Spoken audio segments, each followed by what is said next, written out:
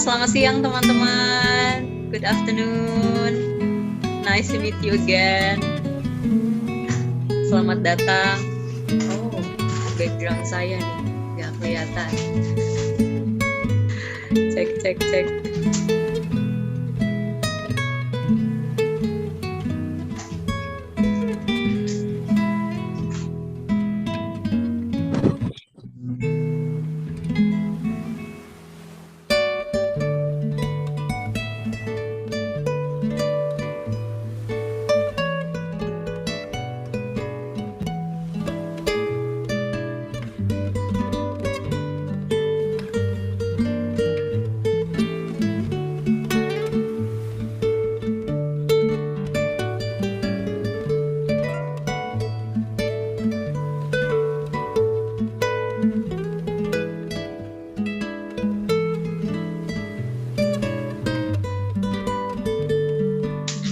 Halo, selamat siang semuanya teman-teman, Bapak Ibu sekalian. Good afternoon everyone, ladies and gentlemen. Nice to meet you again.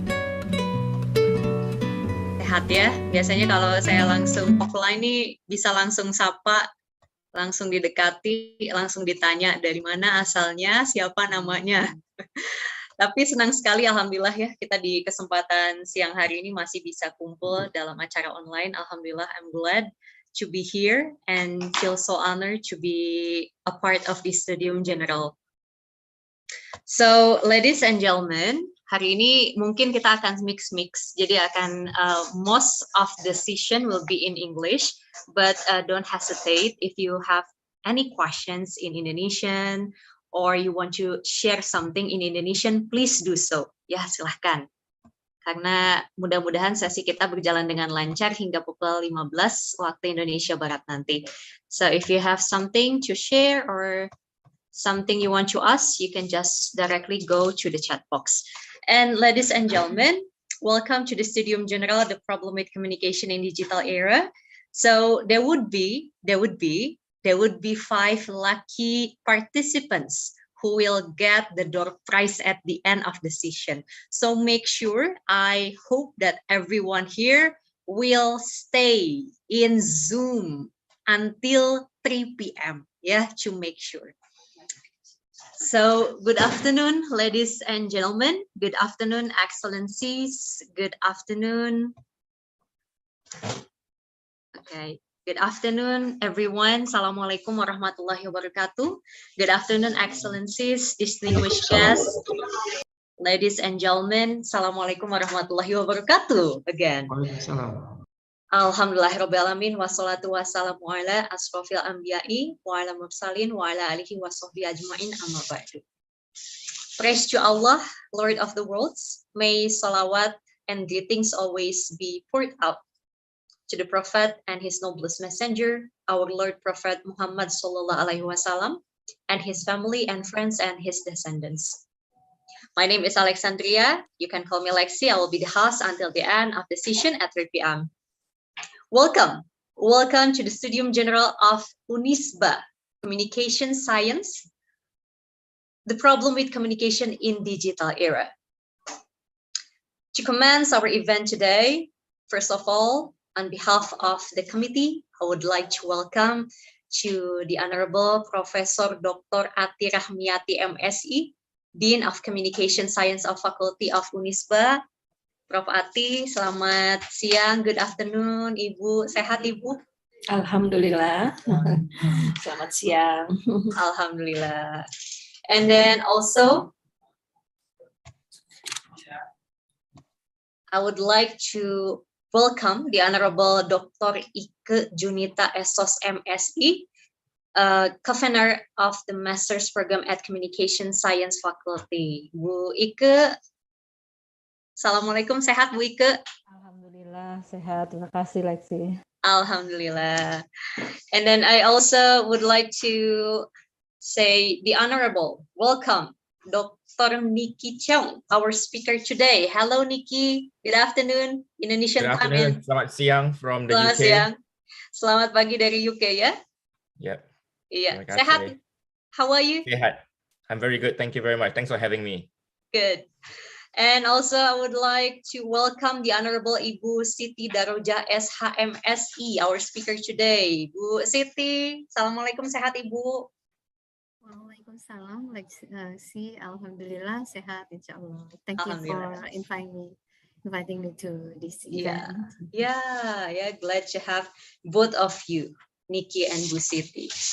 So last but not least, I would like to also welcome to all participants, all the participant lecturers and students that came from various universities, Indonesia and abroad. Yeah.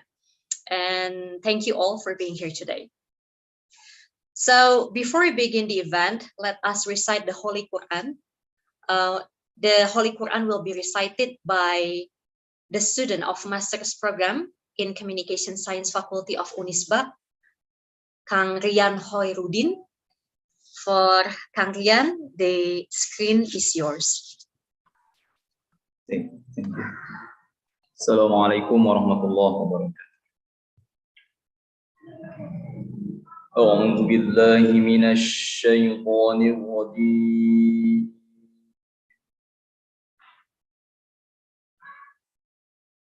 Bismillahirrahmanirrahim.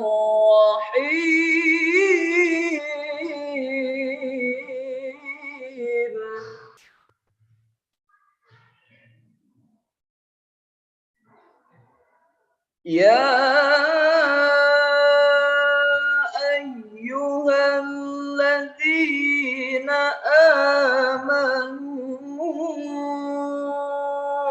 idza qila lakum tafassahu fil majalis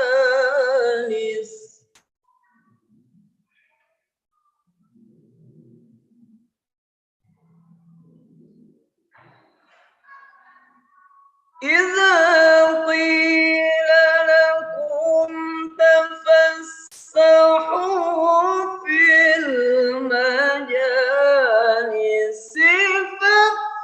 فافسحوا يفسح الله لكم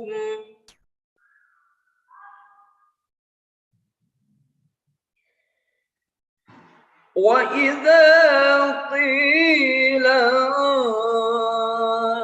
انشزوا فانشزوا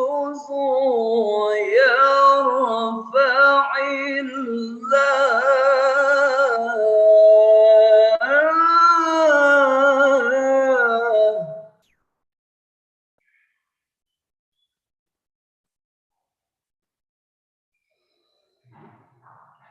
يرفع الله الذين آمنوا منكم والذين أوتوا العلم درجات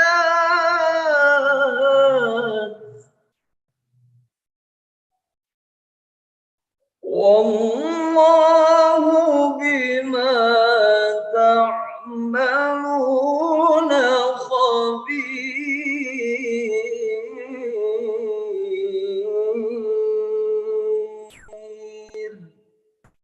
صدق الله العظيم السلام عليكم ورحمة الله وبركاته. Waalaikumsalam warahmatullahi wabarakatuh. Hatur nuhun, terima kasih Kang Rian. Thank you very much ya. Kang Rian Hoirudin, the student of Master's Program at Communication Science Faculty of Unisba, reciting the Holy Quran, which is Al-Mujadilah ayat 11. Ladies and gentlemen, let's continue our session for today. Alhamdulillah, inshallah, what we recite, what we've already prayed together will be berkah until the end of the session. So, excellencies, distinguished guests, ladies and gentlemen, the upcoming agenda will be the opening speech from Professor Dr. Ati Rahmiati, MSI, Dean of Communication Science Faculty of Unisba, Kepada Prof. Ati selaku Dekan Fakultas Ilmu Komunikasi Unisba, the screen is yours. Terima kasih Lexi. Thank you. Bismillahirrahmanirrahim. Alhamdulillahirrabbilalamin. Wassalatu wassalamu ala isrofil anbiya wal mursalin wa ala alihi wasahbihi ajmain. Amma ba'du. Asyhadu an la ilaha illallah wa asyhadu anna Muhammadar Rasulullah. Assalamualaikum warahmatullahi wabarakatuh. Good afternoon, ladies and gentlemen, and all participants. Have a good day. Praise be to Allah Subhanahu wa Ta'ala, where today we can meet in the dignified and useful scientific forum.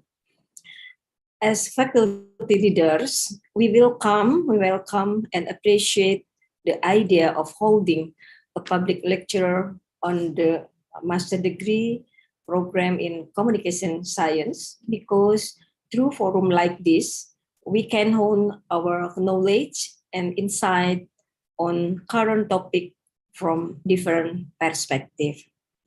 The development of information technology brings a change in society. The birth of social media makes people behavior pattern experience a shift in culture, ethics, and existing norms. Indonesia, with a large population with various ethnic, racial, and religious, has a lot of potential for social change. From various background and age, almost all Indonesians own and use social media as means to obtain and convey information to the public. The existence of media digital has influenced social life in society, changed social relationships, or change to balance equilibrium. Social relation and all form of change in a society which affect the social system, including containing value, attitude, and behavior pattern among group in society. And then social change that have a positive impact, such as easy of obtaining and conveying information, obtaining social and economic benefit. Meanwhile, media digital change tend to be negative, such as emergence of social group in the name of religion, ethnicity, certain behavior pattern, and sometimes defeat from existing norms. Ladies and gentlemen, convergence has produced a variety of new media, and digital has brought major change to people communication pattern and behavior, especially in the context of individual life, economics and business, politics and social culture, and the position and impact of the media digital in the context of imaging the nation is the middle between political organization and citizen. The media will be a bridge for interaction between political organization and citizen.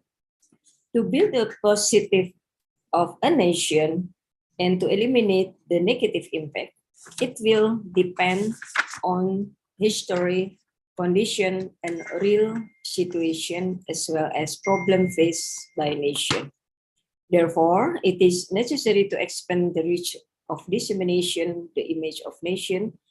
This is to be a form or built through the utilization of the convergence of communication and information media regulated by regulation.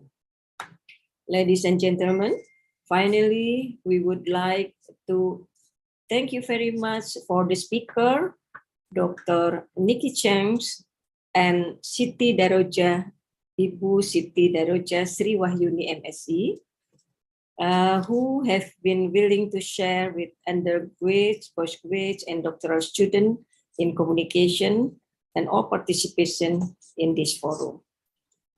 Thank you very much and enjoy the Studium Generale. Assalamualaikum warahmatullahi wabarakatuh. Waalaikumsalam warahmatullahi wabarakatuh. So that is, thank you very much, Professor Dr. Ati Rahmiati, MSc, the Dean of Communication Science Faculty of Unisba, So it is also officially open that Studium Generale today will be conducted until 3 p.m. Thank you very much, Prof. Ati. So, ladies and gentlemen, distinguished guests, ladies and gentlemen, the next agenda will be the upcoming speech from Dr. Ike Junita Esos MSI, the convener of the Master's Program at Communication Science Faculty, kepada Dr. Ike selaku Kepala Program Studi Ilmu Komunikasi Unisba, kami persilahkan. Terima kasih, thank you Lexi. Bismillahirrahmanirrahim. To the Honorable Dean of Faculty Communication Science Unisba, Professor Dr. Ati Rahmiati, MSc and staff. To the Honorable Dr. Nikki Cheong, and the lecturer in Digital Culture and Society, King's College London, UK, as a distinguished speaker for today. To the Honorable Ibu Siti Darujah, SHMH, from Investor Relations of Bank Syariah Indonesia. Assalamualaikum warahmatullahi wabarakatuh. All praise to Allah, the merciful and the beneficent, one of blessed with mercy, and we are still given health favor to be here. Salawat dan salam be upon to our Prophet Muhammad Sallallahu Alaihi Wasallam. Alhamdulillah, I'm proud to state that today the Master of Communication Sciences Unisba is holding a Studium Generale with the theme the problem with communication in the digital era. As we know, digital advancement have had a tremendous impact on various fields.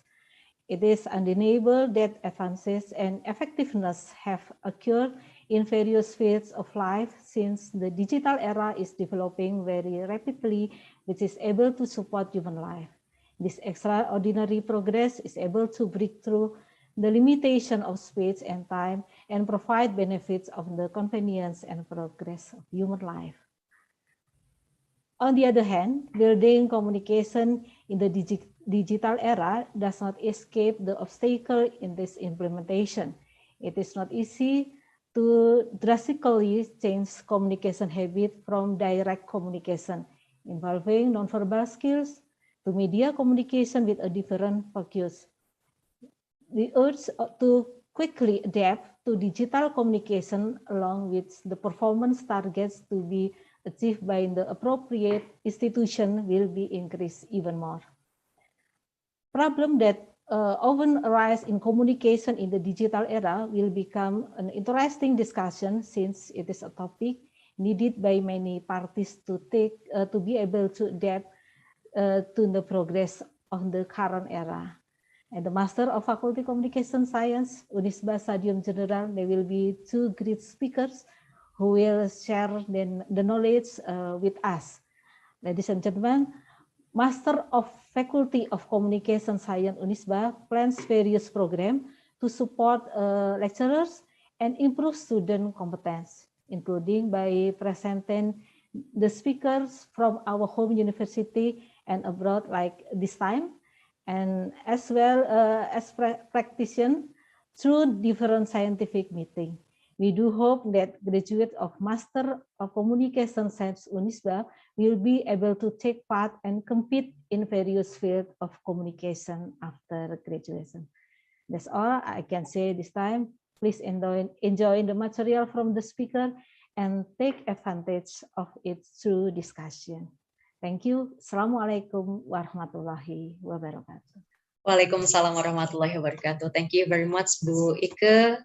And thank you very much, Dr. Ike Junita Esos MSI, as the convener of the Master's Program at Communication Science Faculty, atau Kepala Program Studi Ilmu Komunikasi Unisba. So, ladies and gentlemen, without further ado, let us get into the most anticipated main event in our session today.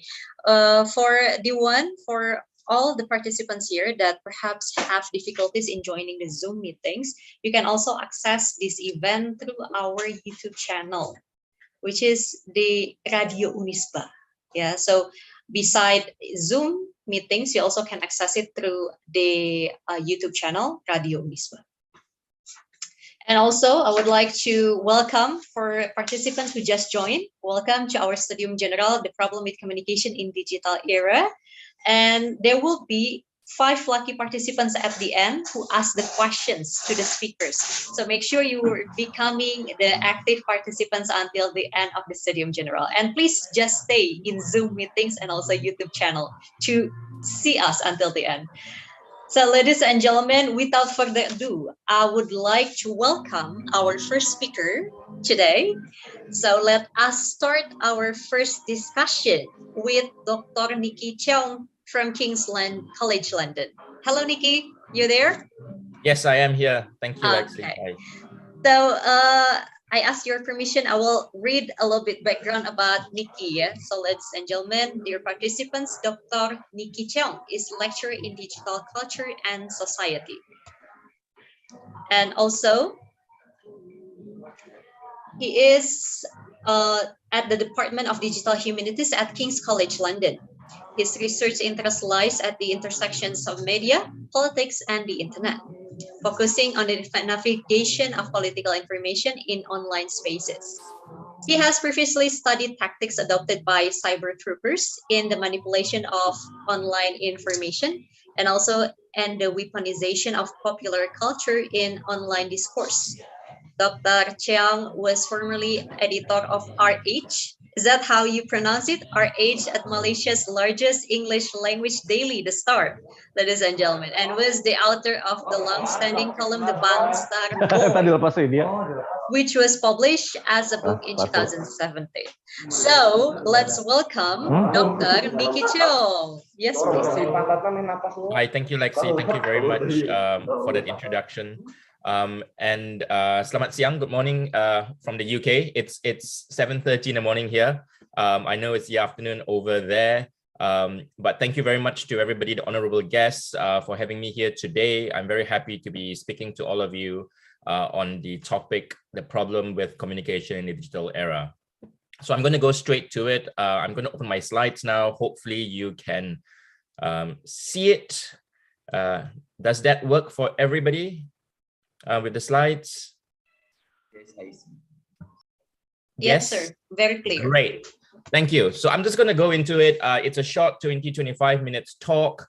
And, you know, Professor Ati earlier and had talked a little bit about kind of why it's important to have this conversation. So much of discussions about the internet and social media over the last couple of decades, really. If we think about it, it's about coming up to about 30 years since the World Wide Web was introduced. And we have talked a lot about the positivity that internet and digital technologies have actually given to us in society, right? So I've chosen a few pictures here to just kind of illustrate that. That was mentioned earlier about kind of the exchange of knowledge. So things like Wikipedia, for example, has been a great positive impact from digital technologies, peer sharing.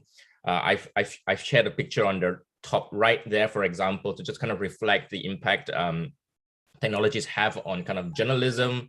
We think about kind of alternative news sites around the world, and certainly in Southeast Asia as well. You know, the lower bottom corner photo is really kind of reflecting on communication technologies, how we communicate with each other now, you know, transnational communication, social media, apps, you know, kind of quick communication in ways that we never actually really kind of thought was possible until the last 15 to 20 years. And the last picture down there, I chose a picture of a protest from the US, but basically the impact that social technologies have had, digital technologies have had on social movements around the world and its impact on kind of, you know, democratic practice and the like. So I'm just kind of doing this to kind of set up the talk that I'll be doing today. And essentially my background is looking at problematic information on social media. I'm very interested in state-sponsored political communication, as well as looking at the ways that people navigate social media and chat apps in the world today, thinking about how they deal with kind of information. And this, you know, of course, is linked to kind of communication practices, right? So what are people doing? What are people saying? And the like. I'm happy to kind of answer any kind of extended questions, but I'm limiting the talk today to really kind of thinking about social media's era onwards. And this is something that we've been thinking about since maybe about 2010 with the idea of Web 2.0. And the Web 2.0 really is kind of the movement from kind of static websites, which came with the web, to think about where we are now with social media, with interactive media. And, you know, Henry Jenkins, spoke about kind of the idea of spreadable media, right? The idea that the distribution and circulation of information has completely changed into a model that's participatory. So even in the early days of the internet, it was still, you know, mostly kind of broadcast based. Of course, you could respond to websites sometimes with emails, with comments and things, but not at the kind of speed and the kind of finesse that we can do in with social media these days. But I think what's also fascinating is thinking about how the society kind of functions within this kind of context of spreadable media, right? And Jenkins basically says that, you know, the idea is that people are shaping, sharing, reframing, and remixing media. So who are the people who produce information these days? It's very hard to tell the difference between who is the producer of information and who is the consumers, because I think in many ways, we do all of the above. And I think this is an interesting kind of frame to start off with, because you kind of think about what kind of things are people putting out there and what are they doing with those things. So I want to kind of bring this to kind of understand why social media is a space where things are so spreadable. And I want to go back to Dana Boyd, who almost more than 10 years now talked about the idea of affordances. And there are certain aspects of social media that affords particular behavior. And she lists out 4. A lot of people since then have tried to modify this, add to it. Of course, mobile media has changed a little bit about the way that we think about social media, for example. But I think this is a good basis, right, as a foundation for us to kind of understand where things are happening and why things happen. And she talks about persistence, with the idea that, you know, things that go on the internet, on social media, tends to stay there, right? You can put something on YouTube, you can delete it, but somebody has already downloaded it and uploaded it again, for example. When you retweet things stay there for a very long time, and you can't always remove the things that you posted. The idea of replicability means that things can be reshaped very quickly. You can share the same thing, you can replicate things. This is why we have ideas like memes, for example, which go viral so quickly. Scalabilities in terms of the numbers. I mean, I'm looking, there's about 100 over of us in here. If I asked you to share one thing now, for example, on your social media, that goes out to at least 100 people. And those people that are following you might share it with other people as well. And it's very easy to scale up and scale down depending on what we want to do. And the last of all, I think, which, you know, is kind of the epitome of kind of digital technology, is that we can search quite easily online compared to kind of books. So using this kind of foundation, I want to kind of talk about 3 things today, and I'm going to do it very short, and we can kind of discuss this more during the Q&A, is how information is communicated in the era of social media, understanding that things spread easily, and there are certain affordances which encourage this kind of spreading to happen, right? So the first I want to start, which is a bit more user-based, is the understanding and navigation of misinformation, or what we call problematic information, to quote Caroline Jack. The second is a bit more directly to my research, which is state-linked manipulation of information. And here is where I'll talk a little bit about Cybertroopers. And the third is one of my latest studies, thinking about WhatsApp, which I know is quite popular in Indonesia, and in many parts of the world as well, to think about kind of how the affordances and the structures and the logics of using WhatsApp actually encourage the spreading of conspiracy theory, building what we call conspiratorial publics. And this is a big issue that we need to think about in the era of climate change, for example, or even health communication, when we think about COVID-19 and all of the things that's happening now, and, you know, conversations about monkeypox. I heard that some cases have just landed in Thailand. So it's getting very, very close to the people in the region that I originally come from, which is Malaysia. Okay, so why am I talking about this? And I think that this is very important because I feel like information is where kind of things happen these days, right? So of course, you know, there are still on-ground wars and those kind of things, but a lot of tensions around society whether in health, whether in politics, whether in dealing with social issues, climate, and all those kind of things. It is this war of information, right? So who gets to say the most things, sometimes can win the war, and we've seen this happen in different parts of the world. I'm not going to go through all these quotes here, but these are just some ideas of how we can think about social media as a space. Papa Carisi talks about kind of just because you have a space doesn't mean that there is a public sphere in the sense that it doesn't mean that the space that we have encourages rational conversations the way that it was first envisioned in the Habermas way of thinking. Caroline Jack, as I mentioned just now, reminds us that on social media and on the internet, that there are information that is problematic. They're inaccurate, they're misleading, they're inappropriately attributed, and sometimes altogether fabricated. So a lot of intent is very important for us to kind of think about what information is out there. And the last, going to kind of Van Dyke and Paul, thinking about kind of the way that social media is penetrating public communication, the way that everybody is talking about. Social media seems to be at the center of this. So it's very important that we think about what information is available on social media. So I start off with the idea of kind of misinformation, and I don't always want to blame everything on users, but I think users need to take some responsibility in the way that they choose to navigate information that they come across, because at the end of the day, people can lie to us, or people can mislead us or deceive us, but we choose to propagate those lies, those misinformation and things. Not always that the misinformation is intentional, and this is what Caroline Jack is trying to talk about. She's basically saying that things that we understand as lies, things that we understand as fake news, for example, all of these things have baggage, they have historical meanings, and it's only when we actually tear them apart do we actually kind of understand what they're trying to do, and then start to learn how to navigate them. She lists out several things in her report in 2017. I picked out a few just to kind of as a starting point, right, for conversations later. But she goes to the traditional understanding of misinformation, which these days is used as a big umbrella. But for her, misinformation really is about information that was not intended to deceive, but is then shared in a way that might not be accurate, right? So people accidentally sharing things, for example, a natural mistake in a news article, those kind of things being misinformation. This is in contrast to disinformation, where the intention is solely to deceive people, intentionally trying to put out false information. Then she thinks about the ideas of things that we are already used to, right? So we are used to problematic information. We are used to certain kind of lies, for example. We accept it in social life, in advertising.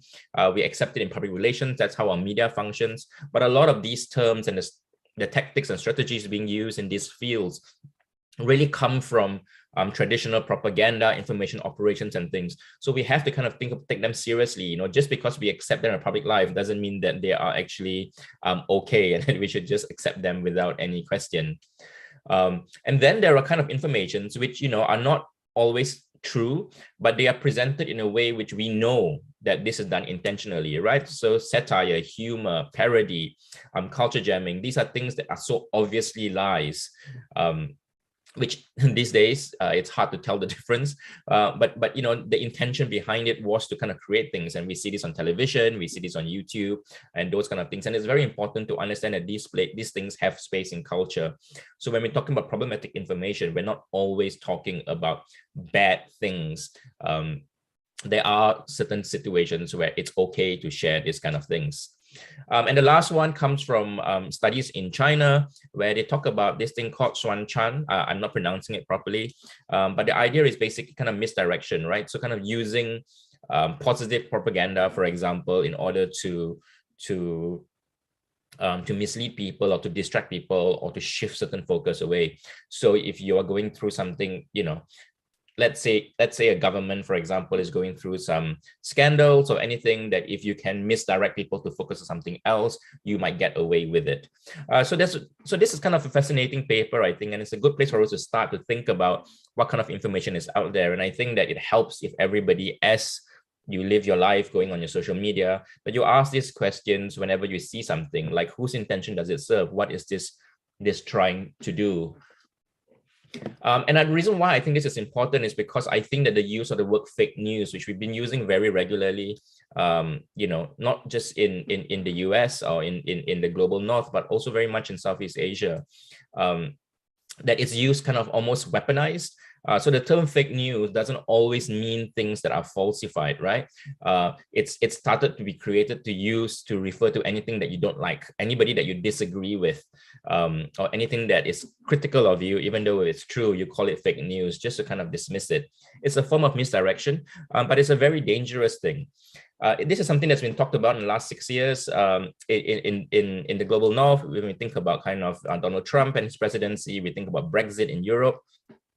But actually in Southeast Asia, we're very used to this, because before the idea of fake news existed, as a weaponized, as an ideological instrument, a lot of our leaders, for example, in the region have been using a lot of different ways to explain these things, to dismiss anything that's critical of them, right? So some countries have sedition. These are legacies of the British colonization laws. Some countries use libel and slander laws, defamation laws. We dismiss things that are critical of us as people who are agents of the West. We call them the opposition mouthpiece because we have legacy political parties. In some countries, we have laws that doesn't allow you to criticize monarchy, like lèse majesté in Thailand. These are all kind of terms that it's not, when we think about how these words are used, fake news as an ideological concept isn't actually that unfamiliar to us. So why I'm saying this is because if we come from a region where these things are regular happenings, then we need to be much more aware about what kind of information is coming in. Because if the state or anybody can use this and take advantage of this kind of misdirection, what else are they capable of doing? One way that has been responded, and I use this from my Malaysia research, is the idea of the opposition playground. So social media has created this space which allows people to talk. Some people call it the democratic nature of the internet, allowing anybody to speak. Journalism, blogging, social media has created this space where opposition voices, which is voices critical of governments, for example, get to kind of fester and be shared in ways that traditional media didn't, right? In some countries where media is controlled. But in response to this, states have, and this brings me to the second point about information manipulation, is that every time there's some good things that happen, so with social media, kind of democratization and all those kind of things, every time we realize that something is positive, which is a threat to power, for example, then they adopt those same tools. In the case of Malaysia and in many parts of the world, there's this idea of Cybertroopers, right? These are basically agents who are mobilized by political actors, usually political parties, who then use the internet to kind of manipulate information and disrupt communication flows to help them secure that power. Cybertroopers is used in a Malaysian context, but the practice isn't actually unique to Malaysia, even though it's one of the first few countries in the world to actually use this strategy. If we look at different parts of the world, in the US, the military uses it. In Russia, we talk about the Russian trolls, for example. The Internet Research Agency has been well researched. Syria has their own things, but in Southeast Asia as well, right? So we have Vietnam, so we have troll armies in Philippines, and in Indonesia, there is conversations about the buzzers, who basically more and more studies are coming out in terms of cyber troops. And these are basically people who work for political parties who use social media as basically their space for attack, where the information war happens. So this is actually quite a big problem, I think, because what happens now is that if the state or political parties which have so much power are involved in this kind of practices, then we as users or citizens really need to be more and more aware and discerning of the kind of information that they are navigating, and they're getting. I just wanted to share this study with you. It's quite a new study that just come out a couple of months ago by a few scholars in the region, and it's basically talking about kind of buzzers in the last election in Indonesia, and how they use memes. So things that we think of funny things, right? When we think of memes, but if they load memes with kind of political content and ideological content, and the shift now is away from kind of traditional social media like Twitter and Facebook and those things onto WhatsApp, because these spaces are a little bit more secure, a little bit quiet, and a little bit harder to kind of monitor. So it's very worth kind of looking into kind of things that's happening. No country is free from it. I'm not just giving this example just because I'm speaking to mostly Indonesians. Just be very aware that these are kind of things that are happening. I'm going to wrap up really soon in a couple of minutes. But this pivot to WhatsApp actually is quite interesting, because that's something that we're seeing now happen in the last couple of years, that studies have been emerging. Obviously, we've been using WhatsApp for many, many years, but studies have been emerging in a way that WhatsApp as a space. So this leads us to kind of thinking about, first we talk about the publics, then we talk about the states and political parties, and now we think about the role of the platforms and how the platforms themselves shape certain kind of behaviors, which is problematic, right? So the shift to WhatsApp, for example, and I gave you an example just now about how it's being used in political life, but WhatsApp generally, I think through my study with Amelia Johns in Australia, we looked at different aspects of WhatsApp, right? So we look at the media logics on how people, how media works. We looked at the Fordham's theory of thinking about how the WhatsApp can be used for subversiveness, its encryption, its security, it's supposed to be safe. And then looking at kind of effect and how what we call conspiratorial publics can occur. And this is basically that the space and the features and the way that it's being used and what the structure and the infrastructure of WhatsApp is allows for a lot of conspiracy theory to be shared. People just forwarding, and there's no way to trace back who first sent the first message, for example. The idea that you can be in groups and somebody can just penetrate their groups and share something. All of these features and everything kind of encourage certain kind of behaviors, which can be problematic, especially when we're thinking about how in the last 2 years that WhatsApp has been used for kind of health communication and sharing of information, dealing with COVID-19, right? So things that we picked up. So WhatsApp is fascinating because originally it was seen as a safe space, that there's no surveillance because it's private, you have to have each other's phone numbers and those kind of things. But a lot of other features are increasingly making it public, like WhatsApp groups and the like. And what happens is then these kind of groups encourage, as the groups get bigger, it's harder to keep notice of who's in the group. So spies can get in, rumor mongers, people can feed kind of information. And then, you can just get another SIM card, create another number. There's a lot of kind of fakery that happens, right? And all of these kind of things really kind of contribute to kind of the spreading of conspiracy theory. And I think this is increasingly dangerous in a world where we are dealing with such big issues like climate change, like, the decline of democratic practice. We're dealing with health communication, like I said just now, COVID-19 and now monkeypox and who knows what else. All of these things happening now, it's a bit worrying that we have a space that encourages and the formation of what we call the conspiratorial publics, because who knows what the dangers then happen if general citizens are not being discerning enough about the kind of information that they receive. So I'm going to end there. We'll be doing questions at the end, Lexi, right? So I'm happy to kind of take questions, and I'll be around till then. But my email address and my Twitter account is there. If anybody wants to kind of get in touch, I'm very happy to kind of answer questions and communicate as well. Thank you very much for your time, everybody, and I really appreciate the invitation again for being here today. Thank you very much, Nikki. I think we will save the question and answer session at the end until the second speaker deliver their materials. So fantastic.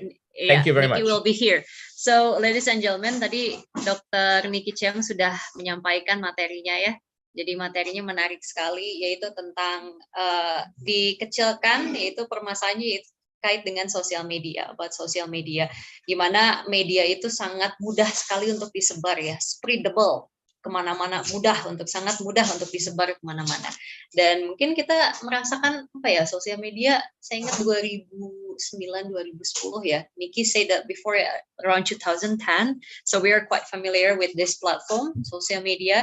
Ada banyak permasalahan isu di dalamnya. Tadi ada dikerucutkan jadi pertama misinformation katanya. Di misinformation juga ini mengerucut lagi ke banyak ya. Ada yang disinformation, ada yang sampai propaganda, satire, misdirection atau pengalihan isu ya.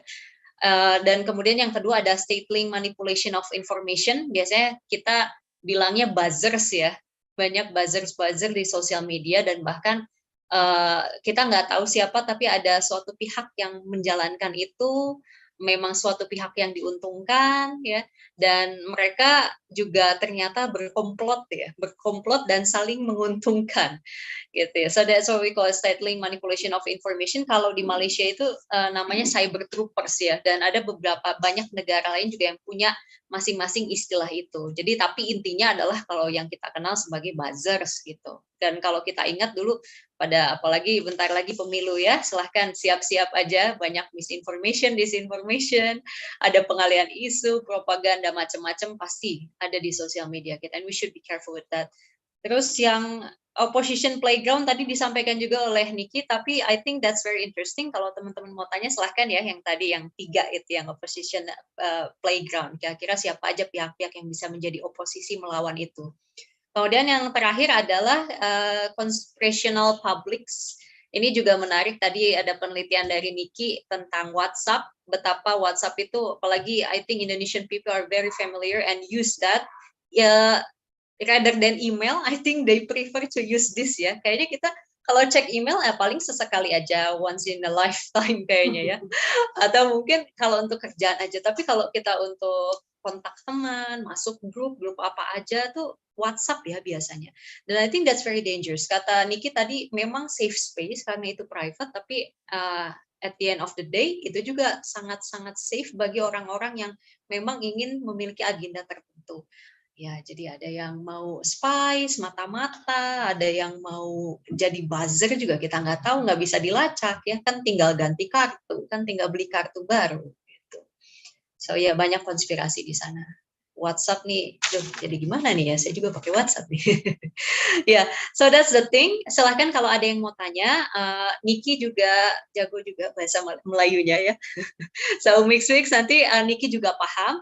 So I will help you. Kalau misalnya mau tanya silahkan di chat box digunakan. Nanti ada 5 orang yang 5 lucky participants will get something from our committee. Dan silahkan teman-teman juga bergabung sampai akhir. Karena selain pengumumannya yang participants yang nanya tadi dapat sesuatu dari komite, kita juga akan ada absen. Absen untuk sertifikat itu dapat diakses di akhir acara. Jadi make sure you don't go anywhere. Ya, jangan kemana-mana. Okay, but before we go to our second speaker, Ibu Siti, before that, I would like to show something. Ada video profile dari Magister Ilmu Komunikasi Unisba. So without further ado, let's watch together.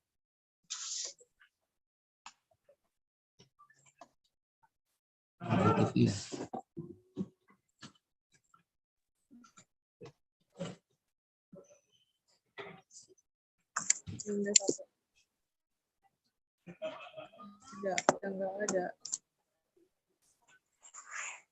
Yang satu, besok mah libur. Hah? Oh, bakso tahu jualan tuh cenah.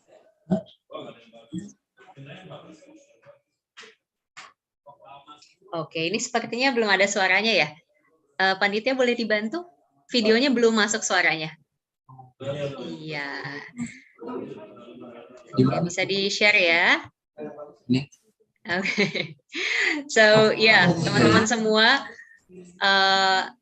we will show you our profile of Magister program in Unisba, Ilmu Komunikasi. So, apa sih sebetulnya Mikom Unisba itu? Nanti kita akan saksikan bersama.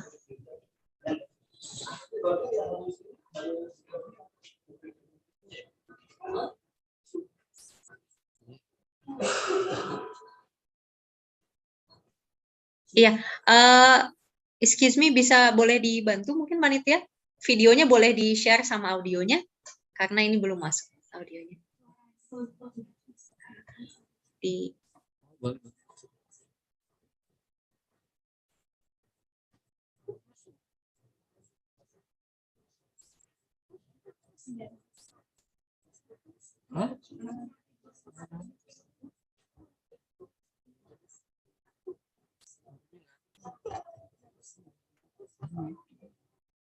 Oke, mungkin nanti kita akan share kembali ya. We will try to share it again later. Our profile of MIKOM, Magister Ilmu Komunikasi of Unisba, Universitas Islam Bandung. Oke. Mungkin bisa di stop share dulu.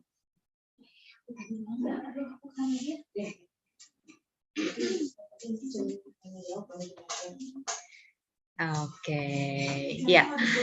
Ladies and gentlemen, thank you very much. I think we can just like go to our second discussion. Kita akan lanjutkan lagi ke diskusi kedua kita kali ini. Yang tadi mau tanya silahkan bisa gunakan chat box ya. Bisa tanya langsung, nanti kita akan bahas di akhir. So without further ado, I would like to invite our second speaker for our second discussion. Ibu Siti Darujah SHMSI. Halo Ibu. Ibu Enci ya panggilan akrabnya.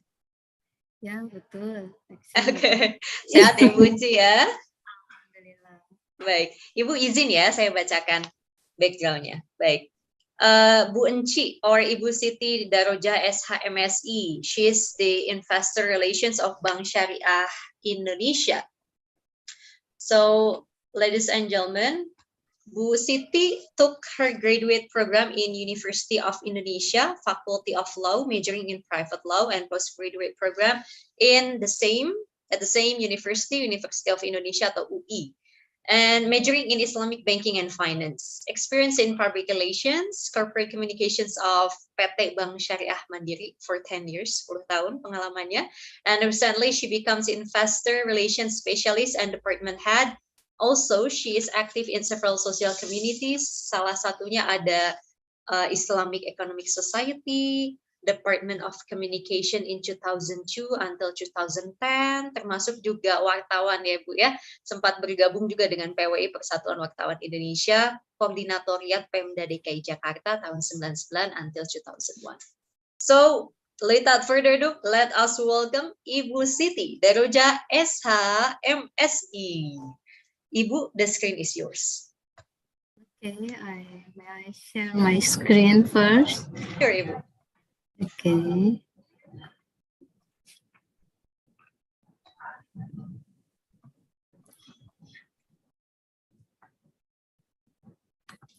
Okay, thank you, Lexi, for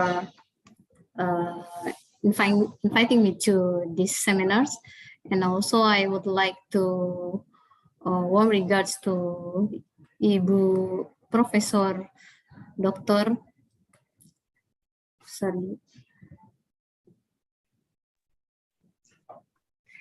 Bu Profesor Dr. Ati Rahmiati as Dean of Communication Science Faculty of Unisba, and also Ibu Dr. Ike Junita Esos, the Governor of Head of Study Program, and also would like to say good morning to Mr. Niki, and also warmest regard to my colleague Ibu Arbaya or Ibu Aan.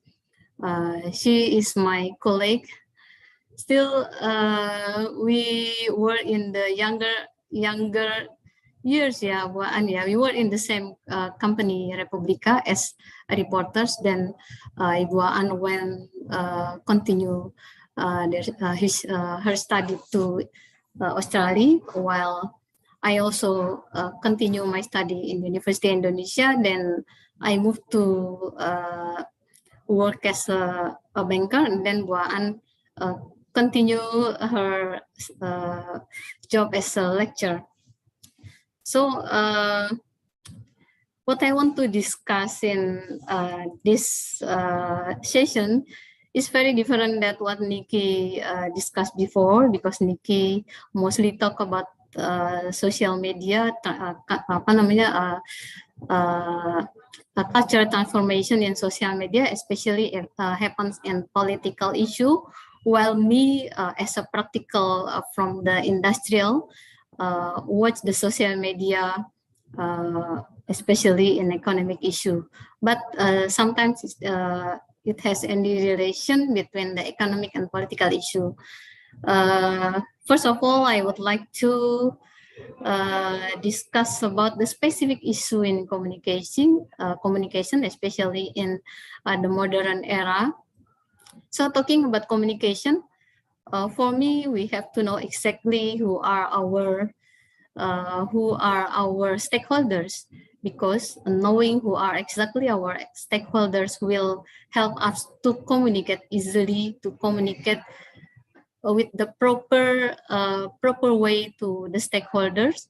And in the investor relation, it is about communication, how to manage the communication between the listed company and into the investor.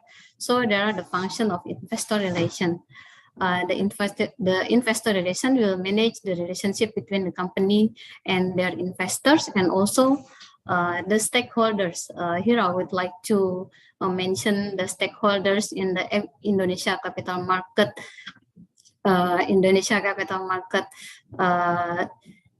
Society. There are listed companies, just like my company right now, Bank Syariah Indonesia. There are regulators, OJK. There are also regulators from IDX. We have also retail and institutional investors here, from both from buy side and as well as from sell side. We have also broker research and underwriters company that we have to maintain the relationship also with them. We have also rating agency. We have Fitch Rating, Standard Poor's or S&P, and Moody's. I forget to put the Pevindo as a domestic ratings. And what important also, we cannot leave the media role in managing the stakeholders in investor relation. So it used to, the function of investor relation is under the function of corporate secretary that regulated by OJK with POJK number 35, POJK .04/2014, and the function as following capital market updates, particularly capital market regulation, advising the board of management and to comply to all regulation, provide services to the community about any information that investor needs relating to the condition of the issuer or the company or the public company. And the very important thing is as a liaison or contact person between the issuer or public company with OJK and public. And also we manage also the social media. What is the investor relation? We have also corporate communication, public relation, and maybe this one is not a newly term for you guys. I think it is common term or common job in the public company. The function is a strategic management responsibility that is capable of integrating what I want to both is integrating the finance, communication, marketing, securities law compliance, to enable the most effective two-way communication between a company, the financial community, and other constituencies, which ultimately contribute to a company's securities achieving fair value. So the ultimate goal of IR function is to manage the fair value of your company. Maybe you, some of you, ladies and gentlemen, the participants of this Studium General, maybe some of you already hold stock ya, punya saham dari beberapa emiten yang mungkin sudah kita miliki dan mungkin kita actively being a trader in stock market. So this is the term from National Investor Relations Institute. So the standard tools and event and the tools communication between the investor relation to the investor is corporate presentations, website, newsletter, result posts, conferences, public expos, meetings, visit, annual reports, shareholders meeting, financial statements, disclose of information, press release, IR report to management, and also the last one is mailing list. So don't worry that almost all of these tools, communication are mandatory by regulator. So you cannot skip this information, otherwise the regulators will fine you. And also relating to what Nikki said before, this information you can find easily through social media, through website, because website is one of the most important and should is a must to do, and every listed company should have a website, otherwise the OJK will fine you if you don't have any website. Now it is related to what Nikki said about how culture transformation after the invention of information technology, particularly the internet or the mobile connection, mobile phone. So it happened also in investor relation, and how we deal with the condition investor relation. This is about then mean what happened in the past, and now is what happened currently right now. Ibu Aan must remember this one.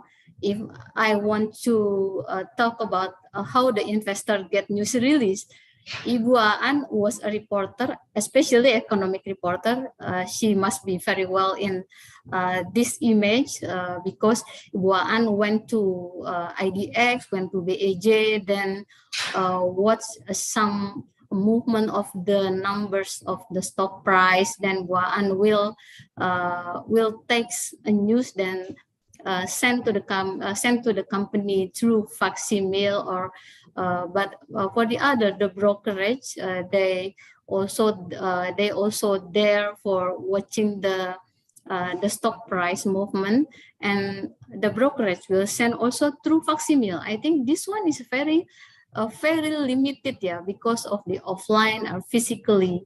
But right now, if you want to know about the stock price of the company, let's say for the price of the BSE stock price today, easily you can find the real time and also automatically distribute through website, through social media, newswire, email blast, or others.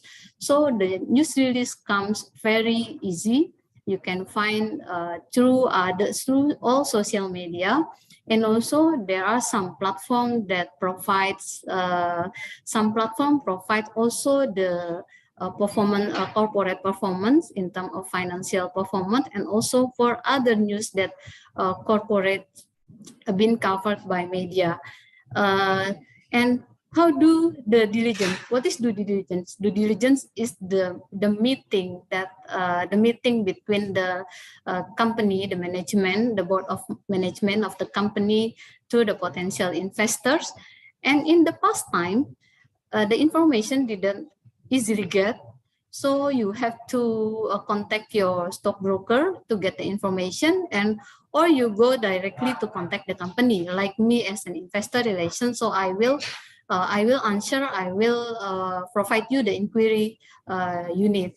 But now the information is so abundant, you can gather the information through the real time also, just like news release. You can find through the social media, newswire, email blast, or regulators. So if you want to know about BSE performance, you can go to BSE website, or you can go to regulators website. You can gather our performance, our financial performance, our disclosure, and other things about the company through regulators website. So it is you can trust the data, the information that we share to our website, and also the regulators. So how investors check stock price? This is the very important. I think some of you guys that already being investor in the capital market, you how many times you open your mobile phone to check your portfolio. For me, I have some, I put some money to stocks, and then every day, maybe more than I have to pray. I mean, more than 5 times a day, I open my application to check my portfolio. And until now, I'm so sorry to inform you that my portfolio, maybe most of them are red, because our index, our stock performance is quite not good lah for the last 3 weeks or 2 weeks, because of the Ukraine war, because of the condition in United States, and the global impact on our stock market. So it used to, you have to check the stock price via your stockbroker that were there in the IDX, or you have to watch the newspaper that provide the stock price movement, and also stock ticker on TV. So it is very physical. You have to watch by physical platform, or you have to call your stockbroker. But currently, as I said previously, you can just open your application in the mobile phone. So the stock watch is real time, the performance is real time, and also cheap and high accuracy. Some platform is free for the customer, so you can watch the updates of the stocks price through some platform. I will show you later. And then, how important is it to provide investors with what they need? Yeah, this is the first I would like to. We have the due diligence when the board of management will visit some potential investors. Then after that, we have to manage the communication between the company and the potential investor. In the past, the communication is very because the tools were very limited. Yeah, so we only can call or send your company update physically, sent by faximile or by other platform, but not real time. Sayang ke ini, Bu. Sayang ke lempar. Okay, sorry. May I continue, Lexi? Hi, everyone. Can you hear me? Yes, I can hear you. Oh, okay. Yes, I can hear. I would like to mention a research from a Thomson Reuters Excel white paper in 2012 that found that top 10 European companies with best shareholders communication outperformed the market by 28.8%. So what I want to highlight is how important the communication between the company and their investors. So if you manage your communication with well, maybe your value or your pair value outperform the market. So in this situation, in this condition, company websites, online reports are now becoming the standard practice. Meanwhile, social media is one of the key resources for investors as well. I just want to show you, this one is the investors relation website that mandatory from OJK. You can go to ir.bankbsi.co.id or ir.bankmandi or ir.bmri.co.id. You can find any updates about the company. It is not less than the corporate website. It is more about financial and governance. So you can trust the information that we provide, because it is exactly the same what I provide here in the website and what I report to the OJK. It is the same numbers, so you can you can trust the numbers. While you can also find through this, I would like to show you the digital application. We have RTI Business, Stockbit, Bibit, Ajaib, as well as you can find the Yahoo Finance or iPod News. You can find any updates on market news through the digital application. You can also find your Stockbit. Stockbit provides a chat room for the retail investors to talk about what is the trend in capital market.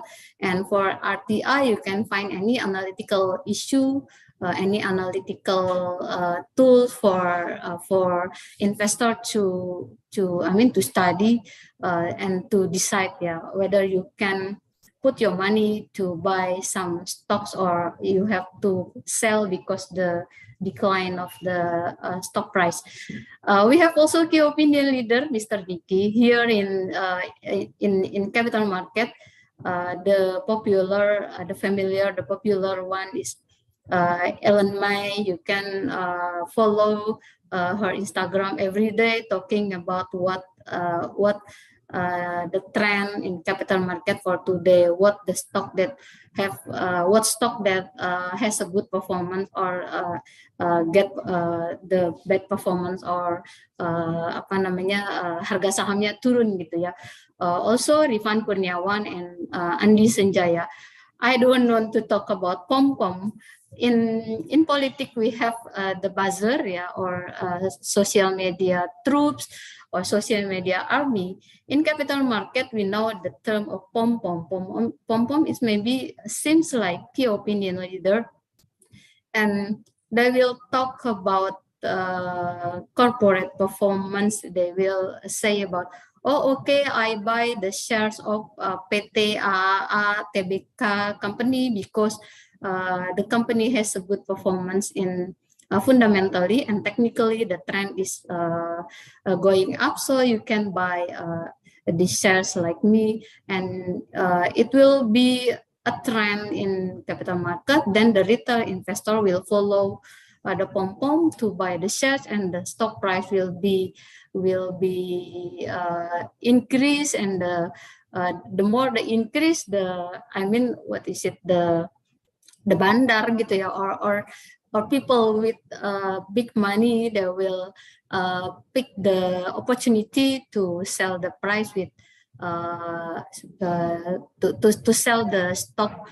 And I'm sorry because I have to just okay. No worries, Ibu. This is about pom-pom. So this is pom-pom is like a buzzer in politics, So I don't know to talk about pom-pom because it is very dangerous for you to follow. Don't follow the pom-pom, guys. Maybe you follow the trust ones, concerning to the digital platform, Mr. Nicky, this is also the research from the router, because 90% of investors use digital platform channel, and they use also to make the investment decision. But the difference is they use the digital platform channel to learn about specific industry or sectors, to keep up the date with particular company that I follow. It's just me and maybe some of you that already hold some stocks gitu ya on your phone. You have to see many times your phone. You open your phone to show your portfolio. And another one is to follow market moving news or to get more information about company strategy. This is especially for the analysts,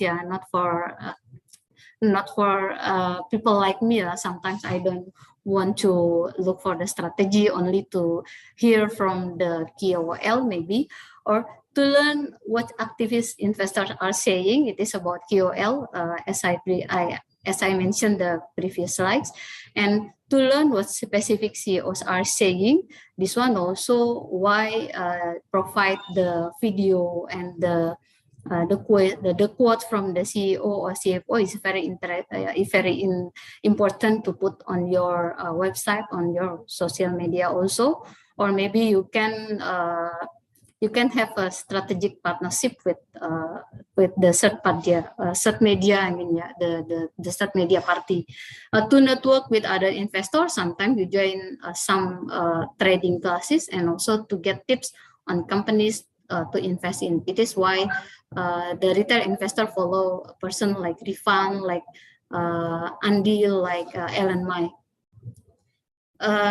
But for decide what stock they have to put or what bond they have to buy, they prefer mainstream media other than digital media publication. Only for search engine, yeah, the numbers is higher.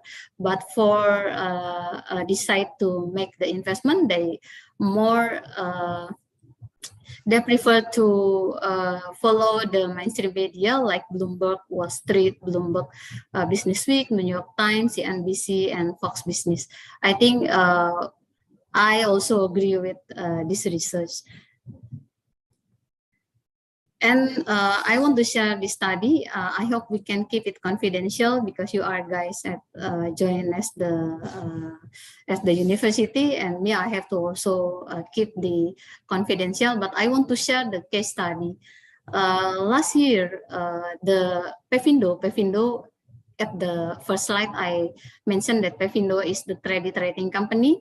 Pevindo turunkan peringkat waskita beton jadi default. Jadi Pevindo decline the credit rating of the waskita beton into the default. Default means that this company cannot repay the loan disbursed that the company get from the bank, yeah. So the credit rating is default. So what happened to the stock price of waskita? You see that the date it is 31 January, and you see the stock price is declining very sharp gitu ya, turunnya itu sangat tajam di sini. And just tadinya saya mau taruh di sini just to explain how apa dampaknya dari berita ini terhadap your portfolio. Assuming that you are an asset management, big money, you hold about 1 million share of waskita. So at this time, November 21, when the price is sekitar 170 ya, 120 or let's say about 200, ketika kita punya 100 juta, maka mungkin kita pada saat itu portofolio kita bisa punya sekitar 200 miliar gitu ya. Tapi what happened when the stock price decline? So the asset management not going bankrupt, but the wealth is decline very sharp also. Jadi yang tadinya di dalam asetnya dia, di dalam buku keuangannya dia punya dana sekitar 200 miliar, dia punya aset sekitar 200 miliar dari saham waskita beton yang dia pegang. Kemudian karena terjadi sesuatu, harga sahamnya turun, maka the asset of the total portfolio or the total asset of the asset management is decline also sharply. Jadi apa yang terjadi pada perusahaan tersebut bisa jadi kita katakan perusahaan asset management it also is getting bankrupt juga karena bakal turun gitu. And then what the relationship between this news and the BSI? I was lucky that the news is released at the 31 January while I hold an analyst meeting on February the 2nd. So between the 31 January and February the 2nd there is one day is the February the 1st. It is the anniversary of BSI as a newly merged bank at the day. I was lucky because June the 1st is our public holiday in Indonesia, Hari Kesaktian Pancasila ya kalau tidak salah, Hari Pancasila. Ya, jadi pada tanggal 1 Juni itu, kemudian I call some of colleague from the broker company, and then I send my inquiry for them to send the question for the first, what question will you send to the company, and then want to discuss in analyst meeting. So it was what happened in the market here, then the analyst send the question about WSBP. Then WSBP case being a concern from some analysts to ask how much the disbursed loan that WSBP gets from BSI. Berapa banyak utang yang kita salurkan dari BSI kepada WSBP. Karena kenapa? Karena sudah dinyatakan bahwa the credit rating, the rating is default, so probably waskita cannot repay the disbursed loan. Jadi bisa jadi dia nggak bisa bayar. Kalau dia nggak bisa bayar, apa yang terjadi kepada kami? This is what I talk with circular economy ya. So what happened in Waskita will affect on the BSA performance. So it happened. The analyst sent the question mostly about Waskita Beton precast concerning with the performance of BSE. So they asked about, is there any additional amount on provision? Provision is cadangan ya. Jadi kalau kita disburse the loan, so we have to provide the provision to manage, untuk jaga-jaga kalau perusahaan ini tidak bisa bayar, maka kita sudah punya cadangan untuk mengganjal perusahaan tersebut untuk tidak menjadi kredit macet. Jadi kredit macetnya bisa kita selesaikan nanti. So management at the time announced that BSE will increase the provision into 100%. At that time, I mean at the first February, the first February. The provision is only 37%, less than 10%. Then it is very urgent for management to decide that the provisions be increased into 100% because of the default status of USBP. So what will happen next? So it means that kalau perusahaan itu menambahkan cadangan, means that we have to allocate some expense, and it will affect our profitability, because meaning that it would affect the net profit of the bank ya. Karena kalau kita harus menambahkan biaya, artinya biaya itu kan akan mengurangi our net income or net profit. So WSBP right now currently the case ended with legal loan restructuring nationally by commercial court, because BSE is not the only one that gave the loan to Waskita Beton Precast, but also many big banks also gave the loan to Waskita Beton Precast. So for you guys, you are, maybe some of you will work as a journalist or a communication. So the relation between the news and the performance of the company reflecting to the stock price is very, very important. So this is the real case, yeah. The real case that Waskita Beton Precast is the real case. I don't know of what happened, if it is the fake or the just like Pom say that it is not the real case. So what happened to the ecosystem, to the circular company like this? So we have to be very careful with the usage of social media. So what the challenge is for the company in concerning or in managing the digital media right now? The key concern, I don't want to mention about modern website and social media, because Nikki already said about this, and we already know about the function of modern website and the social media. But I want to highlight about third-party media. You have to have the strong relationship with a strong media from reputable networks, so you can increase awareness of a stock and liquidity. Yeah, the more you communicate with the media, the more you get the positive news about your company. Then the impact is also the fair value of your company. And also the media website provides for coverage and able for stocks on the site. And the Gunji, excuse me. Yeah. 1 minute left. Okay. I think this is also the last session, yeah. Sure. Yes. Correct. Okay. So this is what also is very important is as an investor relation, or you have to be very proactive to reach out the investor, because they are not only looking for you, they receive many information through social media, through website, to third party. But if you don't be proactive, they will get the information first from another party gitu ya. So they will forget, they don't know about your company. But be careful with your information. Always cross check the data before share. It is very important. And I just want I only want to show this is the coverage media.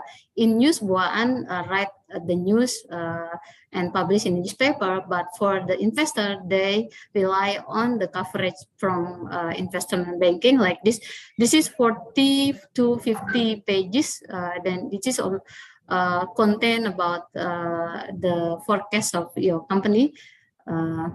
And the last one I want to introduce you to BSI as the merge of three legacy banks, BRI Syariah, Mandiri Syariah, and BNI Syariah. It was merged last year, become BSI. Then currently the majority of shareholders is Mandiri, BNI, BRI, and the public unfortunately still very low. This is the ratings, and we have 1,000 outlets, 17 million customers. And right now in the national rank, BSI is number 7. This is the lucky or the benefit of the merger, and we have the aspiration to be the 10 biggest market cap in the world. Right now, maybe in the rank is number 13. And I already finished until this one. Thank you. Sorry for a different topic with Nikki discussed before. Thank you, everyone. Thank you. Thank you very much, Bu Siti. That was a very great presentation, and I think we see some different perspectives, for what Nick already delivered, and then what you've already delivered is like completed each other. Dan tadi Bu Enci atau Bu Siti sempat mengungkapkan jadi bagaimana kita bisa melihat peluang, dan salah satunya mungkin yang untuk teman-teman bisnis komunikasi ya. Kalau yang Niki tadi untuk yang political communication, nah this one is for business communication. Jadi gimana investor relation di digital era. How company website, online businesses, atau mungkin sesuatu hal yang berhubungan dengan bisnis atau mau investasi ya. Sekarang siapapun bisa invest dan get many information about that. Dan tentu apa yang dilihatnya pertama kali, Bu Enci tadi explain katanya reports adalah udah jadi standar ya. Orang udah pada pintar bisa cari sendiri, dan social media is one of the key resources for investors as well. Jadi mulai dari modern websites, ada juga third party media, big data, and then also strong media coverage and so on and so forth. It's so important how we see this investor relation in digital era. And I think there are lots of interesting things that Bunchi already given to us. If you want to access the materials later on, you can access it at the end of the session. Thank you very much, Bunchi. Thank you very much. Lexi, thank you. Thank you very much.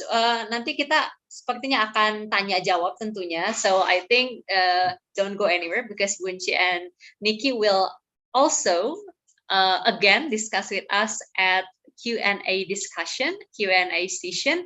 But before that, I would like to show you our profile of Unisba Magister Ilmu Komunikasi.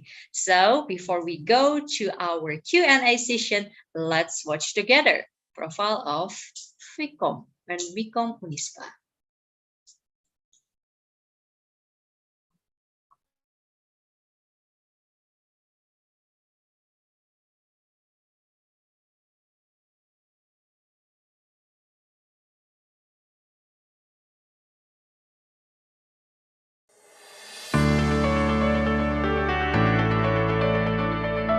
Welcome to Universitas Islam Bandung, Unisba. Welcome to the Master of Communication Studies program. Our vision is to become a qualified, advanced, reputable, and Islamic value-based study program at the ASEAN level in 2025. Our mission is organizing a Master of Communication Science education program that excels in educating and teaching, that produces human resources who are faithful, pious, and have good morals.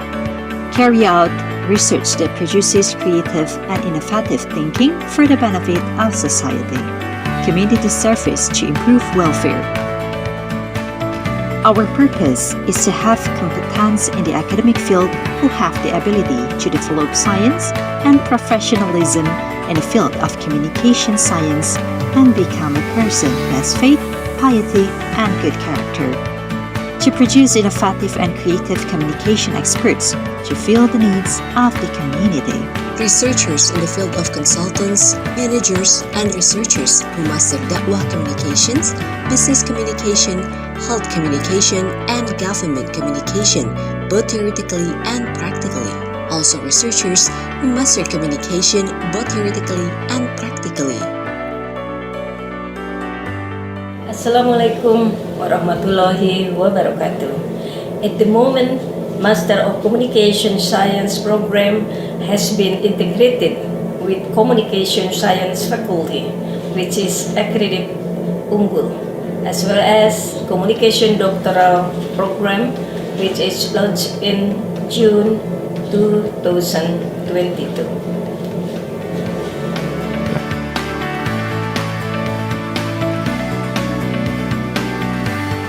Graduates of the Master of Communication Studies program have three aspects of competence, namely attitudes, knowledge, and skills that can be applied to both personal and work fields.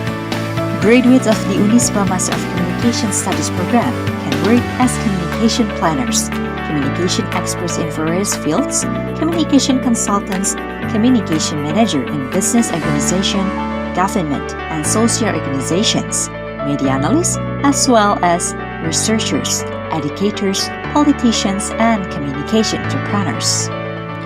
Future programs that we offer are special interests of communication business, politics, dakwah, health, government, and education. Joint guidance, completed 2-year program or 4 semesters, and all-in tuition fee. Hello, I'm Aldin Aldama. I currently work in the field of digital artwork and IT solutions as Chief Operation Officer. Masters in Communication Science made me more confident in management position, practice effective innovation communication, then felt more productive and made it easier for me to develop a career. Thank you. Assalamualaikum warahmatullahi wabarakatuh. Saya Demas Fauzi Hadi, alumni Magister Ilmu Komunikasi Unisba angkatan 2020. Mata kuliah yang saya dapatkan di Unisba sangat mendukung karir saya di bidang Human Resource dan Marketing Communication karena disampaikan oleh dosen, peneliti, dan praktisi di bidangnya. Sehingga materi-materi yang disampaikan bukan hanya teori, tapi hasil prakteknya di lapangan. Saya banyak sekali menggunakan output kuliah tersebut untuk membuat program kerja di perusahaan dan mendampingi para UMKM untuk mengembangkan bisnisnya. Mari bergabung bersama Magister Ilmu Komunikasi Unisba, di mana nilai-nilai Islam menjadi landasan untuk mencapai kesuksesan dalam berkarir. Enter and thrive in professional competition by joining study at Master of Communication Science Vcom Unisba. So, what are you waiting for? Join us in Master of Communication Studies program of Universitas Islam Bandung, Unisba.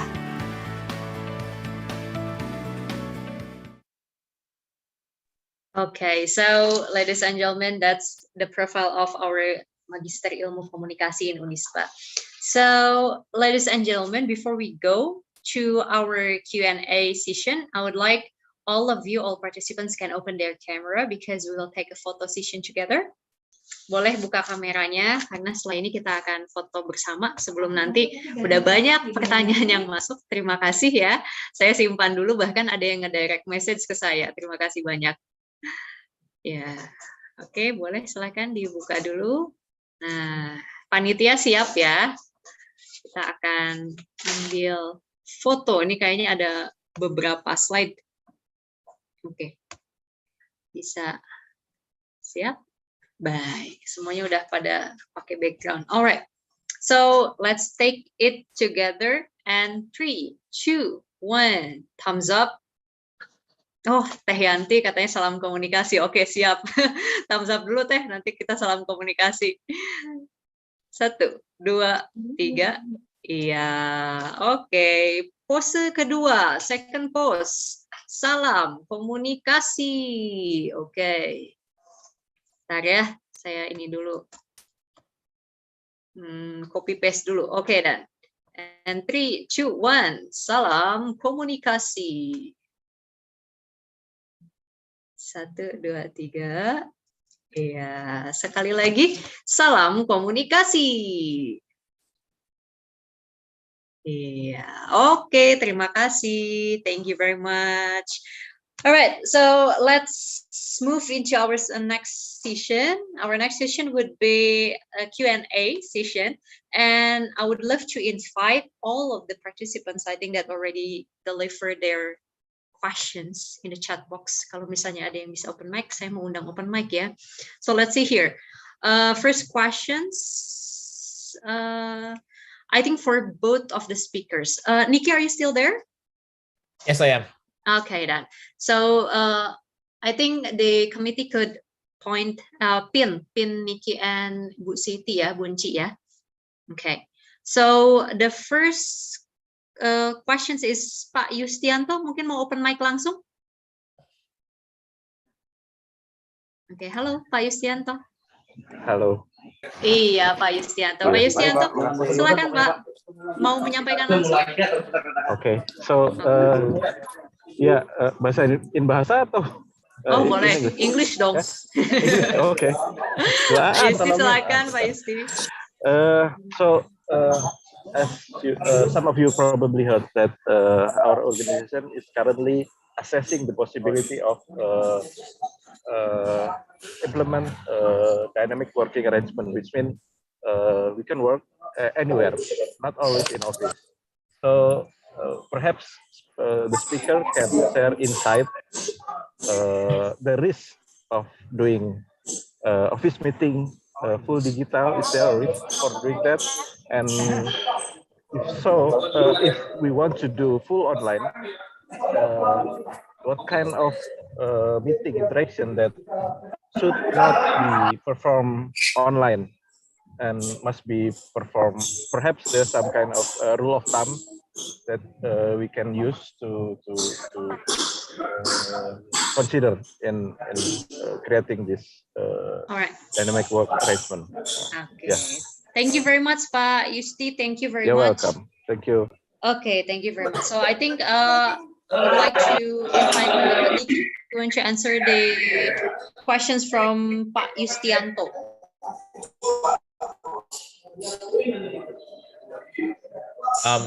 I can say something.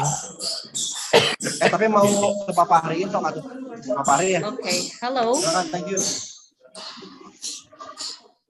Okay, wait a second. Okay. Yeah, you want to say something about this, Nikki? Yeah. So I mean, Sure. I guess it's not so directly related to kind of the work that I was talking about today.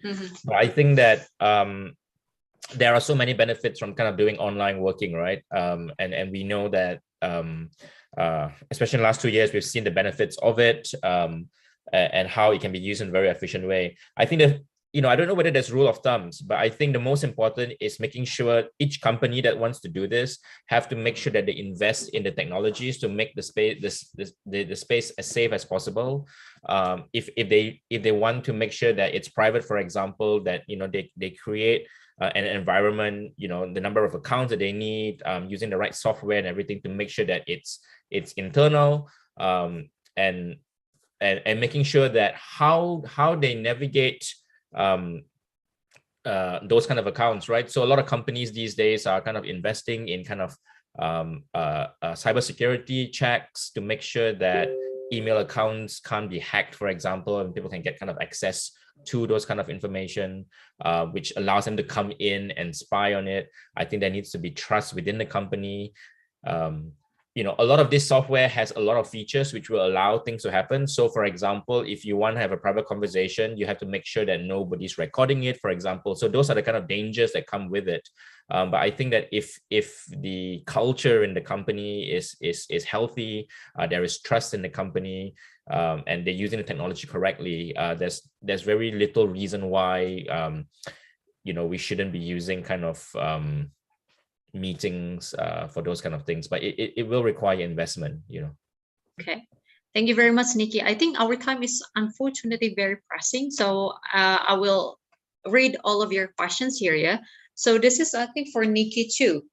My name is Santi, and the topic on this information always sparks my interest. The problems about state-sponsored disinformation always pose us with huge problems, particularly when it involves high-profile government officials. For us who try to educate people on the playground or do some media literacy advocacy, it seems what we do turns out to be useless. What are your thoughts about this? Perhaps you have certain advice for us in the ground. And that's the first questions for Nikki. And then also the second one is regarding the spread of hoaxes and disinformation. Bu Santi believed that the freedom of expression doesn't necessarily lead to the freedom of reach or amplification. So the question is, what's the role of digital platforms in this chaotic information environment, and what are the responsibilities besides providing free platforms to express opinions? I think regarding to WhatsApp that you said before. Yeah.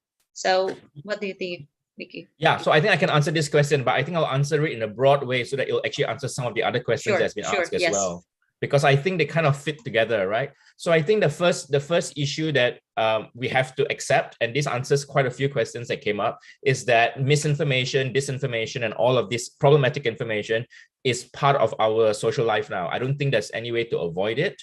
You know, there's no way to fix this problem.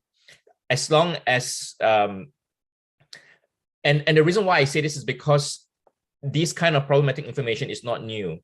What I said just now about why it's so prevalent on social media is really because there is the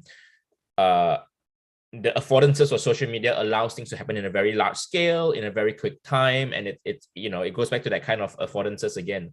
But for years, decades, centuries, the information war has always been played with. So there has always been misinformation. Every time there's war, going back to World War II, World War I, and anything even before that, misinformation has always been part of the picture, right?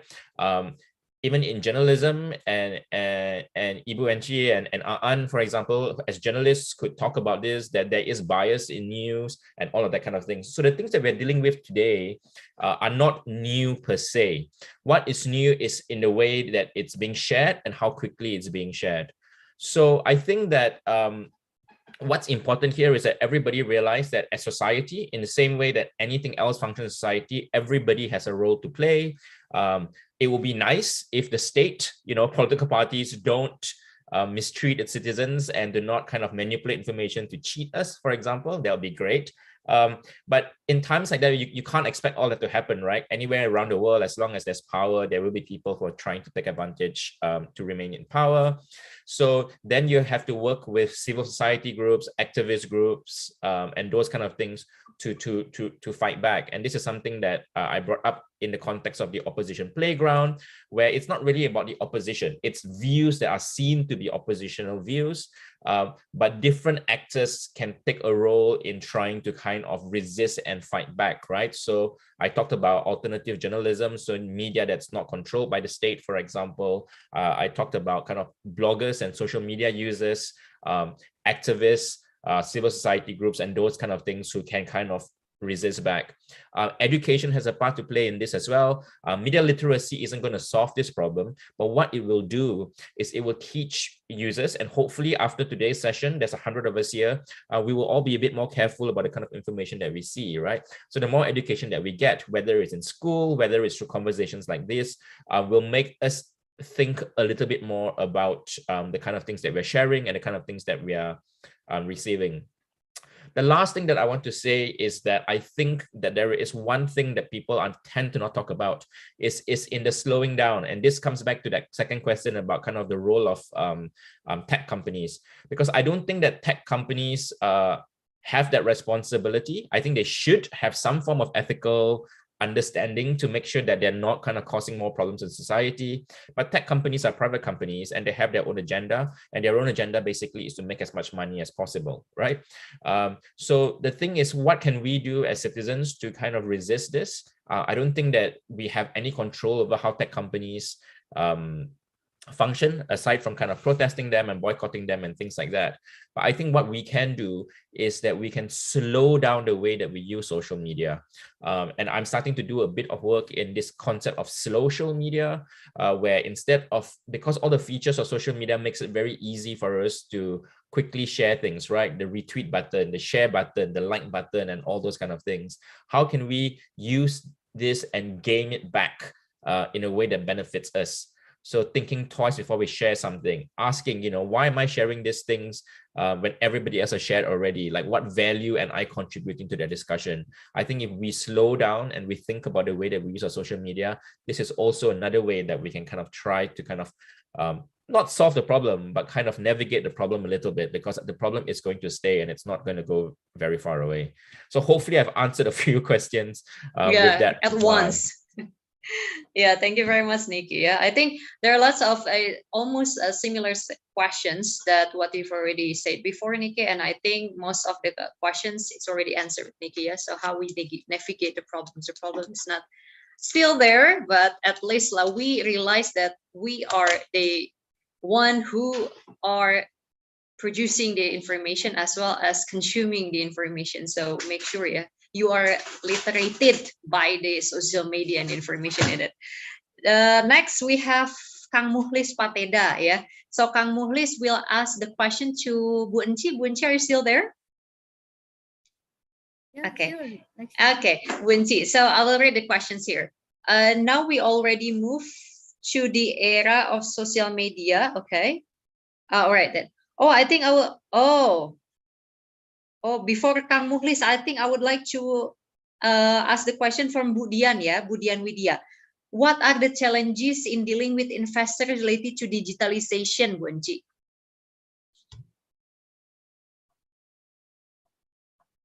The challenges in the dealing with investors, the yeah. digitalization, yeah.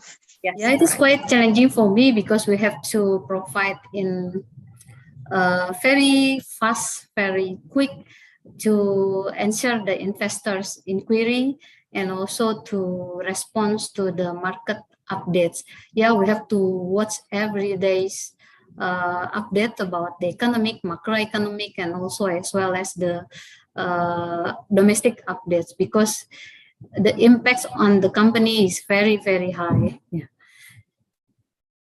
Very, I mean, the changes is very fast. Yeah, like Nikki said, we cannot. There is also one question from Chris or who is here. The impact of the social media into the company. Yeah, we cannot control the market, yeah, Nikki, because market is market driven. While social media, we cannot control the social media. Does it has an impact? Of course, it has an impact on our company. I have an experience once when the bad news spread from the social media, and the impact is the declining of the stock price of Bank Syariah Indonesia. So what should I do? So I have to look at our investors' portfolio if it is mostly come from institution. So the institution cannot believe to social media.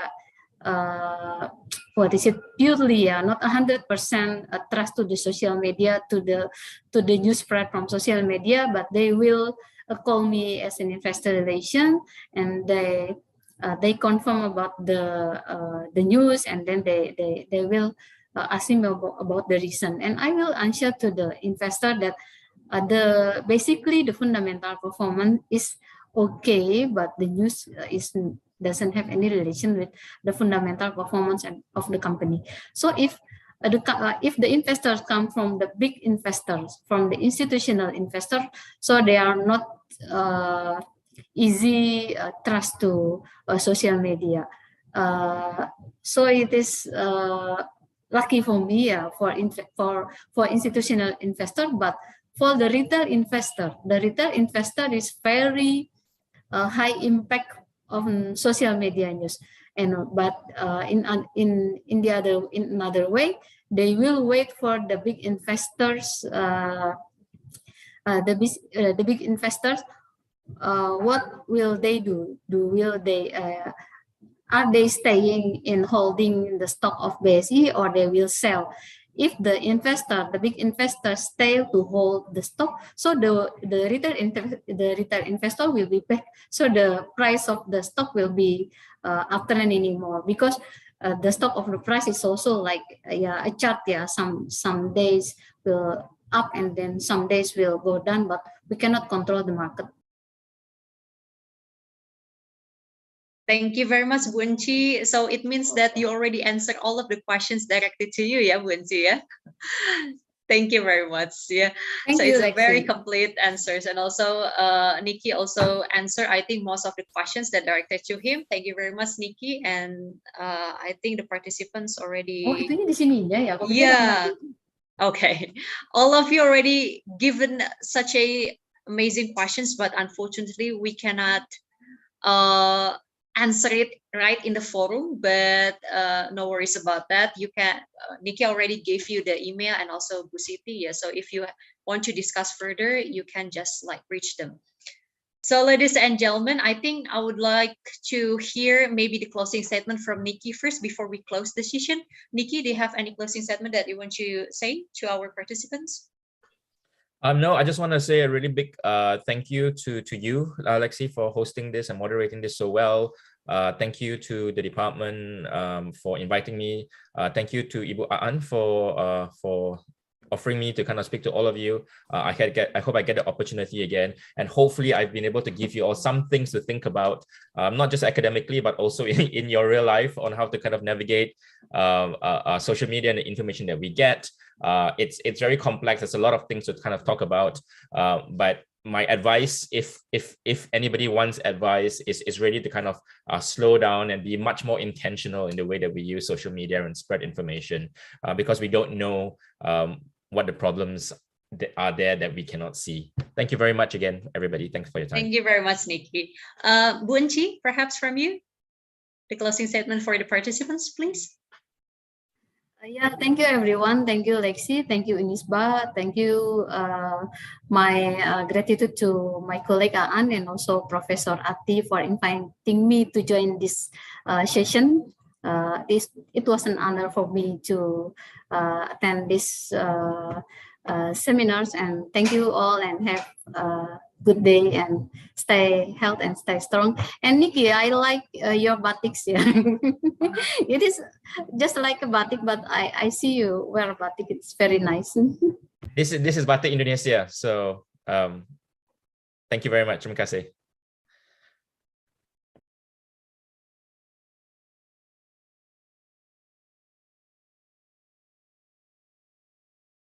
Unmute, Lexi. Lexi, I think you're on mute, Lexi. Oh yeah, I just talked to myself then. Yeah. Oh my goodness. Okay, then once again I will repeat. So thank you very much. We are so glad. Yeah. We're so grateful that we have a very fruitful discussion with our two speakers, our Honorable Nikki and also Bunchi. And ladies and gentlemen, there will be 5 participants that we will choose. Yeah, the committee will choose that the one who already asked the questions later on, and please just wait for them to contact you. Yeah. So ladies and gentlemen, we are coming to the final agenda. May I thank you once again for attending today's meeting, and we encourage you to connect with the committee later on. For e-certificate, they would be go through to your email as soon as you already fill the Google form. So you can see absent di sini ya, that one. So you can click that one, and then you may looking forward to the email of your certificate. And last but not least, I think I will show you something regarding to our registrations of becoming a part of Magister Ilmu Komunikasi Unisba. So committee, let us show what is our registration for becoming a part of Unisba students. Okay. So ladies and gentlemen, we gladly and proudly open our registrations of mahasiswa baru Magister Ilmu Komunikasi S2 from 28th of March until 9th of June 2022. Yeah, so it's around 2 months only. So you can just directly go to our website admission.unisba.ac.id, or I think I more recommend you to just contact in 0821 1839504. Okay. Alhamdulillah, there will be asar soon, yeah. Okay. There is an announcement here in my speaker in my room. Oke, jadi silahkan kalau yang mau mendaftar, silahkan langsung saja di nomor 0821 1839 5004. Oke. Dan untuk informasi lebih lanjut, you can just contact this number. Thank you very much. Oke. Dan ini ada beberapa peminatan juga yang mungkin tertarik dengan komunikasi bisnis, politik, dakwah, pendidikan, juga pemerintahan dan kesehatan. Insya Allah di-provide semua ya di Magister Ilmu Komunikasi angkatan tahun ajaran 2022-2023. Thank you very much, everyone. I'm so glad to have you here, and thank you very much for having me here. Unisba Mikom. We'll see you again in another discussion. We'll see you again in another event. I hope you stay safe and stay healthy. I'm Alexandria, and see you soon. Wassalamualaikum warahmatullahi wabarakatuh. Thank you, everyone. Waalaikumsalam warahmatullahi Thank you so wabarakatuh. much, Lexi. Terima kasih banyak. Alexandria. Thank Terima kasih you, banyak. Profesor. Thank you, Lexi. Thank you, Niki. Thank you, Thank you very much, Buaan. everyone. Profesor Ati. Thank you. Sehat-sehat, Prof. Thank you, Inci. Thank you, Niki. So I can leave right now ya. Yeah, thank you, Inci. Thank you.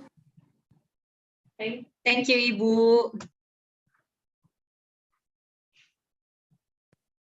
Kita kasih lagi lagu.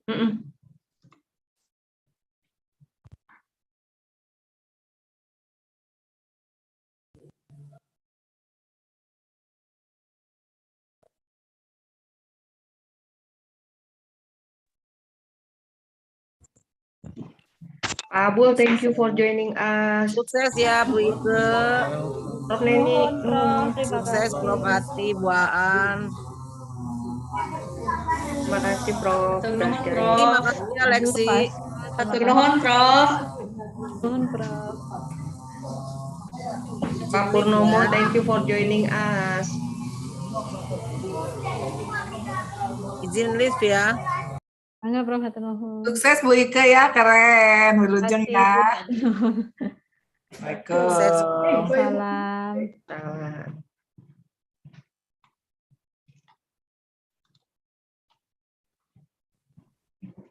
Mana lagunya? Ini lagi loading.